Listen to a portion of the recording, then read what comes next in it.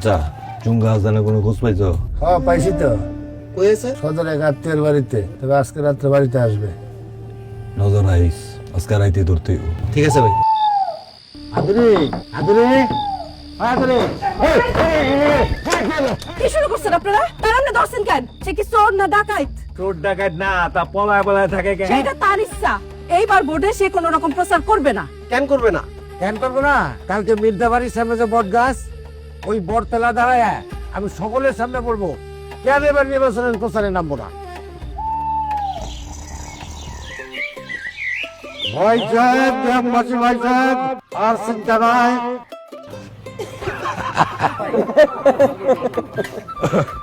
আসসালামু আলাইকুম। ওয়ালাইকুম আসসালাম। আপনারা সবাই জানেন মজুরির বিনিময়ে এই চুঙ্গা ফুটা প্রচার প্রচারণা চালাই, কিন্তু আমার সেই গুণ কখনো কখনো ভালোর সাথে মন্দ ডেকে আনে। সেটা কেমন? প্রত্যেকবার নির্বাচনের সময় এই প্রার্থীরা আমার নিয়ে টানা আসতে শুরু করে দেয়। কেউ কেউ তো আবার বকাবাদ দিও করে, হুমকি ধামকিও দেয়। তাই আমি ঠিক করছি এইবার আমি কারো প্রচারণা নামবো না। কেন নামবা না? টাকায় না বসলে কও, দিন 1000 টাকার জায়গায় 2000 টাকা দিব। আরে মিয়ারা, নির্বাচনের কিছু নিয়ম কানুন আছে। নির্বাচনের আইনে ব্যয় সীমা লঙ্ঘন করলে শাস্তির বিধান আছে। আর নির্বাচনে কত টাকা খরচ করবা সেটা কড়াই গন্ডায় ব্যাংক অ্যাকাউন্টের মাধ্যমে হিসাব দিতে হবে। এইবার কিন্তু নির্বাচনে পোস্টার ছাপানো যাবে না। তাই নাকি?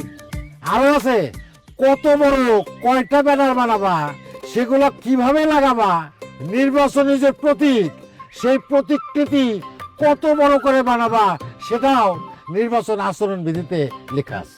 প্রচারে জীবন্ত প্রাণী ব্যবহার করা যাবে না, গেট বা তোরণ এইটা বানানো যাবে না, আলোক সজ্জাও করা যাবে না। তুমি এত সব জানলা কি করে? এবার যে কয়দিন আমি গা ঢাকা দিয়ে উপজেলার সদরে ছিলাম, তার মধ্যে আমি উপজেলা নির্বাচন অফিসে গিয়েছিলাম। সেখান থেকেই আমি নির্বাচনের আচরণ বিধি সম্পর্কে জেনেছি। তার সাথে আমি একটু আমার মতো করে রঙ্গরসের অলংকারে সাজিয়ে নিয়েছি, নাম দিয়েছি ভোট বার্তা। শুনবেন চাচা? অবশ্যই শুনবো। এখন তো আসলে রক্ত হয়ে গেছে। হ্যাঁ মাগরিবের পরে সবাই মিলে বসি, কি কও তোমরা? ঠিক আছে, সব ঠিকঠাক আছে রে? ওয়ালাইকুম আসসালাম। ওয়ালাইকুম আসসালাম। হাসান আলী, শোনাও দেখি তোমার ভোট বার্তা।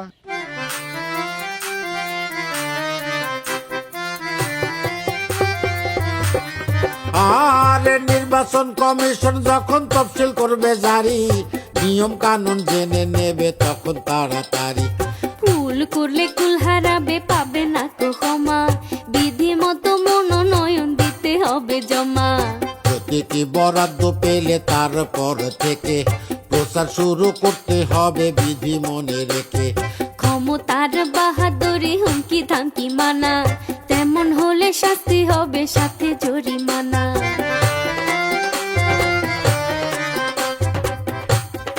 আর কমিশনের ম্যাজিস্ট্রেটের ধারে কাছেই আছে, অভিযোগ থাকলে কারো যাবে তিনার কাছে। বিধি মতে সব সমাধান করে দেবেন তিনি, চলবে না কোতাল বাহানা, নিবে সেটা মানি।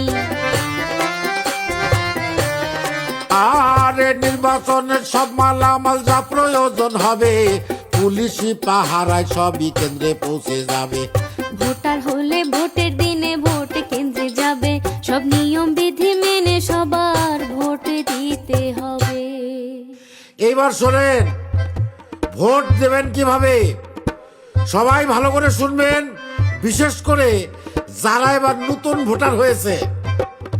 আর ভোট কেন্দ্রে ভোট দিতে যাবেন আপনি যখন, না পরিচয় ভোটার নাম্বার জানতে চাবে তখন। যাচাই বাছাই শেষ হলে সই স্বাক্ষর নিয়ে, আঙ্গুলে দাগ দিয়ে দেবে বিষম কালি দিয়ে। আর এই কালির এমনই গুণ একবার লাগলে পরে থেকে যাবে ভোটের চিহ্ন দিনে কতেক ধরে। 2টা ব্যালট পেপার দেবে ভোট দেবার জন্য, জাতীয় সংসদ নির্বাচন আর গণভোটের জন্য।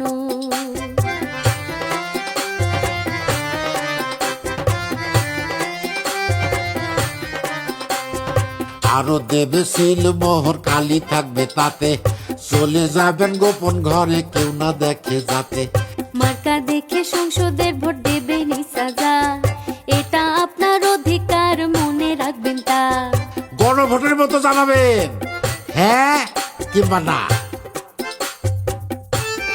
আরে সিল মারা শেষ হলে ব্যালট পেপার দুটো ভাঁজ করে ভোটের বাক্সে ফেলতে হবে দ্রুত ভোট দেয়া শেষ হলে বিলম্ব না করে ভোট কেন্দ্রে সীমা ছেড়ে আসতে হবে সরে নাগরিক আপনি দেশের ভোটটাই অধিকার দেশ ও দশের মঙ্গলে তা করেন ব্যবহার নাগরিক আপনি দেশের ভোটটা অধিকার দেশ ও দশের মঙ্গলে তা করেন ব্যবহার বাহ কি সুন্দর কথা কথা কি বোঝা গেল খালি ভোট দিলেই হবে না দেখে শুনে বুঝে দিতে হবে ভোট দিতে হবে দেশের কল্যাণের কথা ভেবে এবার বলি শেষ কথা আমার ভোট আমি দেব দেখে শুনে বুঝে দেব আমার ভোট আমি দেব ভালো কাজে শরীক হব এইবার আমার সাথে সাথে বলেন আমার ভোট আমি দেব দেখে শুনে বুঝে দেব আমার ভোট আমি দেব ভালো কাজে শরীক হব হ্যাঁ